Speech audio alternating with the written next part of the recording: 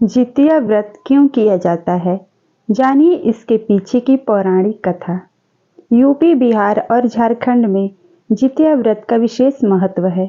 यह व्रत संतान के सुखी जीवन और लंबी उम्र के लिए किया जाता है। तो आइए जानते हैं कि इस व्रत का आरंभ कब हुआ।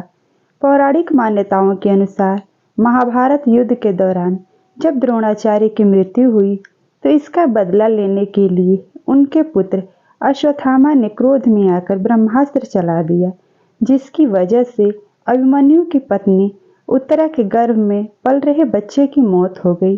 तब भगवान श्री कृष्ण ने उत्तरा की संतान को फिर से जीवित कर दिया।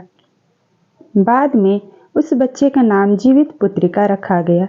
कहते हैं कि तभी से अपनी संतान की लंबी आयु के लिए माताएं जितिया का व्रत करने लगी। जितिया व्रत की चील और सियारिन की कथा। पौराणिक कथा के मुताबिक एक पेड़ पर चील और उसके नीचे मांद बनाकर सियारिन रहती थी। दोनों की आपस में खूब बनती थी। चील और सियारिन एक दूसरे के लिए खाने का एक हिस्सा जरूर रखती थी। एक दिन गांव की औरतें जितिया व्रत की तैयारी कर रही थी। उन्हें देखकर चील का भी व्रत करने का मन कर गया। फिर चील ने सारी बात जाकर सियारिन को बताई। तब दोनों ने तय किया कि वो भी जितिया का व्रत रखेंगी। लेकिन अगले दिन जब दोनों ने व्रत रखा तो सियारिन को भूख और प्यास दोनों लगने लगी। सियारिन भूख से व्याकुल इधर उधर घूमने लगी। व्रत के दिन गांव में किसी की मृत्यु हो गई, यह देख सियारिन के मुंह में पानी आ गया। फिर सियारिन ने चुपके से अधजले शव को लाकर अपनी मांद में रख दिया। शाम को चील और सियारिन नदी में जाकर स्नान किया और आकर अपने अपने स्थान पर आराम करने लगी। चील पेड़ पर बैठकर भगवान जीमूत वाहन का ध्यान करने लगी और सियारिन अपनी मांद में जाकर शव को खाने लगी। चील को कुछ आभास हुआ तो उसने पूछा, सियारिन बहन, तुम्हारी मांद से ये कैसी आवाज आ रही है? तो सियारिन ने कहा, कुछ नहीं बहन, दिन भर की भूखी प्यासी हूँ तो करवट बदल रही हूँ तो मेरी हड्डियाँ आवाज कर रही है। फिर चील चुप हो गई और शव खाकर सियारिन ने अपनी भूख को शांत किया। वह भूल गई कि उसने जितिया का व्रत रखा है। वही चील ने पूरी निष्ठा और मन से जितिया का व्रत और पारण किया। चील और सियारिन ने अगले जन्म में सगी बहन बनकर एक राजा के घर में जन्म लिया। चील बड़ी बहन बनी और सियारिन छोटी बहन। दोनों का विवाह राजा के घर में हुआ।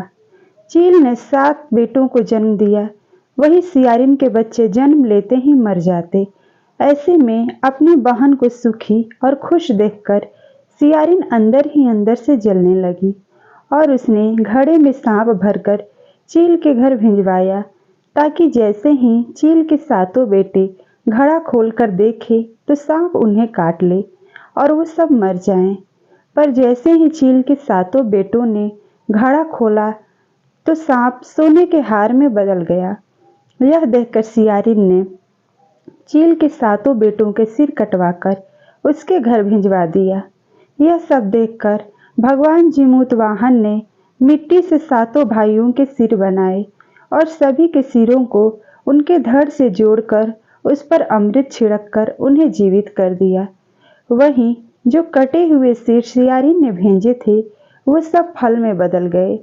यह देखकर सियारिन रोते हुए अपनी बहन से माफी मांगी और पूछा कि तुम्हारे बेटों को मैंने कितनी बार मारने की कोशिश की, फिर भी वो नहीं मरते हैं और मेरी संतान जन्म लेते ही मर जाती है, ऐसा क्यों? तब चील ने उसे पिछले जन्म की सारी बातें बताई और ये सब सुनकर सियारिन को अपनी गलती का पश्चाताप होने लगा। इसके बाद चील सियारिन से कहा कि इस बार पूरी निष्ठा से जितिया का व्रत करो तो तुम्हारी संतान भी दीर्घायु होगी। इसके बाद सियारिन ने पूरी निष्ठा से भगवान जीमूत वाहन का व्रत पूजन किया और उसकी भी संतान दीर्घायु हो गई। दोस्तों, जितिया का व्रत जो भी महिलाएं करती है उनकी संतान दीर्घायु होती है, सुखी संपन्न रहती है। तो दोस्तों, ये कथा आपको कैसी लगी कमेंट में ज़रूर लिखें और लाइक शेयर करें और हमारे चैनल को सब्सक्राइब करें। धन्यवाद।